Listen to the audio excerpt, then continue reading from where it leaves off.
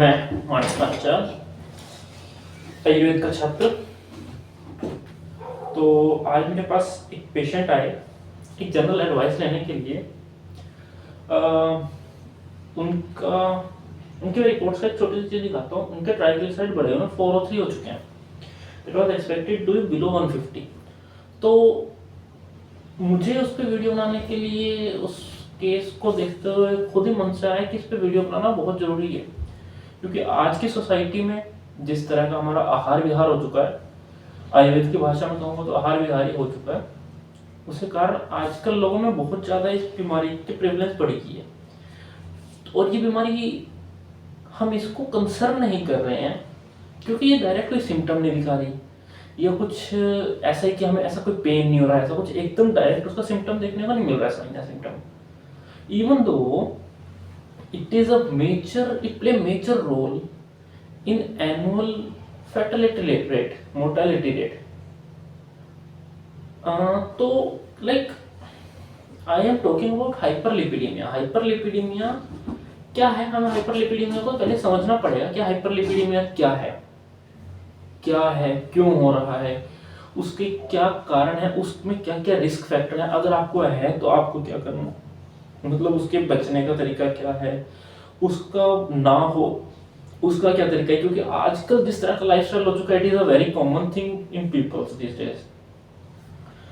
तो we need to understand कि इसके रिस्क फैक्टर्स क्या क्या हैं। रिस्क फैक्टर इसके हैं, ये सबसे ज्यादा प्रिवेलेंट होता है कार्डिक इश्यूज में, मतलब दिल की जो बीमारियां हैं उसका एक बहुत बड़ा मुख्य कारण अगर हम जाने तो वो है हाइपरलिपिडीमिया। स्ट्रोक हो रहा है, लोगों को अधरम हो रहा है, पैरालिसिस हो रही है, इसका कारण भी हाइपरलिपिडीमिया है। मतलब हम इसको नेग्लेक्ट बिल्कुल नहीं कर सकते। ये आज अब छोटी सी चीज, मतलब छोटी सी तो नहीं है, but we consider it okay, मेरा मैं फैट्स ही तो ज्यादा खा रहा हूँ। और आजकल की जो हमारी डाइट्स है, हम फ्राइड फूड खा रहे हैं, पैक्ड फूड खा रहे हैं, इस सब में बहुत ज्यादा एक्सेसिव अमाउंट में हमारे पास फैट्स मिलता है।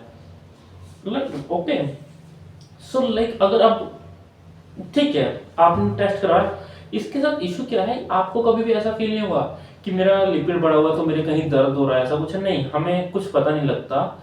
जनरली हमें इसके बारे में पता लगता है जी लेट स्टेज में होता है, ये किसी ऑर्गन को इफेक्ट करने लग गया। फॉर एग्जांपल मेरी छाती में दर्द होने लग गया तो मुझे थोड़ा सा कंसर्निंग लगा, फिर मैं डॉक्टर के पास जाऊंगा, डॉक्टर साहब मेरे यहाँ पे छाती में दर्द हो रहा है, ऐसा कुछ। तो तब भी डॉक्टर यूजुअली एकदम से भी नहीं सोचते कि जैसे कि लिपिड का भी इशू हो सकता है। जब हाँ ये आप कह रहे हैं कि हार्ट की इशू है, तो जाके डॉक्टर का माइंड आता है कि हाँ ओके इसको ये इशू हो सकता है। तो इसका डायग्नोस क्या है,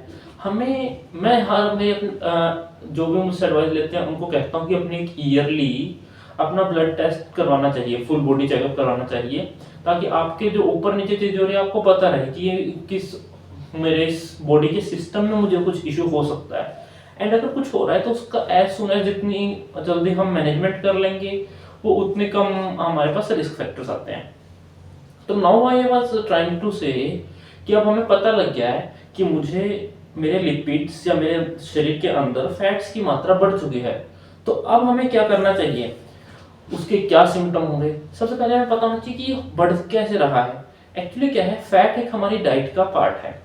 अब अगर हम उसे खाते हैं, हर चीज एक्सेसिव में हमारे लिए दिक्कत क्रिएट कर देती है। अब जब तक फैट हमारे टिश्यूज में स्टोर हो रहा था, मतलब हमारे जो फैट होता है वो टिश्यूज में स्टोर हो जाता है, जब तक वो स्टोर हो रहा था ओके।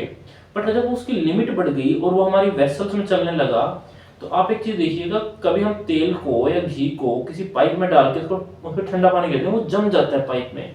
तो यही सेम हमारी बॉडी के अंदर भी हो रहा है कि वो जो घी या तेल या जो भी फैट्स हम साइंस की भाषा में कहें, तो वो पाइप के अंदर जम गया। अब वो पाइप के अंदर जम गया है तो उसने क्या किया, वहां पे खून का थक्का बनाना शुरू कर दिया, जिससे खून का रास्ता बंद हो गया और जहां जिस भी एरिया की वो सप्लाई थी, ब्लड सप्लाई, वो रुक गई है। अब वहां पे ऑक्सीजन नहीं पहुंच रही है, वो ऑर्गन धीरे धीरे अपना काम करना बंद कर देता है या कम कर देता है, और अल्टीमेटली उस ऑर्गन की डेथ हो जाती है। अब इसमें सिम्टम देखिए, जब धीरे धीरे आपका कोलेस्ट्रॉल बढ़ रहा था, फॉर एग्जांपल जो ये पेशेंट मेरे पास है, ये आया माइल्ड चेस्ट पेन की कंप्लेंट के साथ। मैंने इसको कहा भाई तो एक बार इसका मैंने सीबीसी और लिपिड करवा लिया, उसमें इसके लिपिड बड़े आ गए, नो इन्फेक्शन, क्योंकि फीवर वगैरह कुछ नहीं था। ओके, तो अब उसके बाद सिम्टम, आखिर मैं सिम्टम की बात करूं तो कोई सिम्टम नहीं है। He was totally fine, he had just a mild chest pain. मैं मतलब ठीक है। सो नेक्स्ट ऑन मूविंग कि अब हमें करना क्या है। आयुर्वेद क्या कहता है कि आपको पहले सबसे पहले स्वास्थ्य से स्वस्थ रक्षण, अपने देह की रक्षा करनी है, चिकित्सा बाद में आती है। तो पहले आप अपने देह की चिकित्सा शुरू कर दीजिए। आयुर्वेद के अकॉर्डिंग अगर मैं हाइपरलिपिडीमिया को देखूं, ये मेदज विकार में आता है, मतलब मेद की वृद्धि से होता है।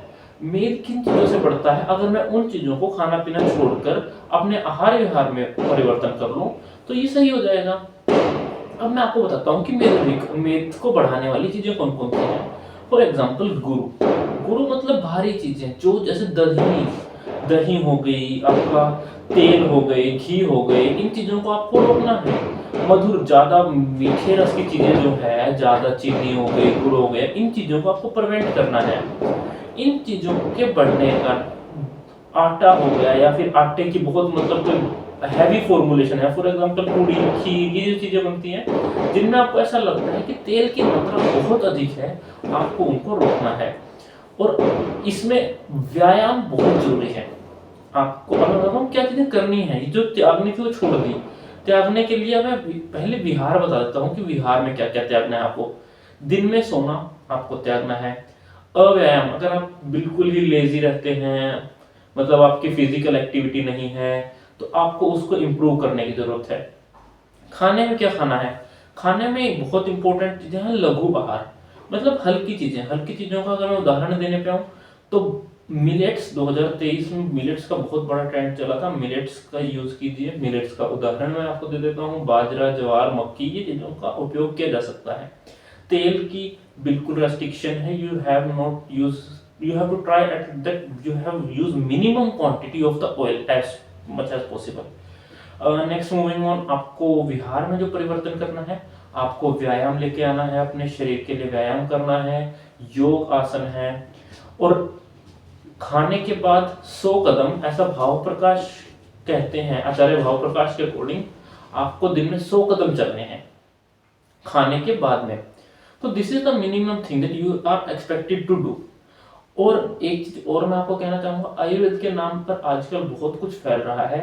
आपको हर यूट्यूब की या हर किसी भी वीडियो पर, ठीक है कुछ लोग सही नॉलेज देते हैं, but you not have to trust everybody's opinion, you have to visit your doctor, don't be your own doctor. Thank you.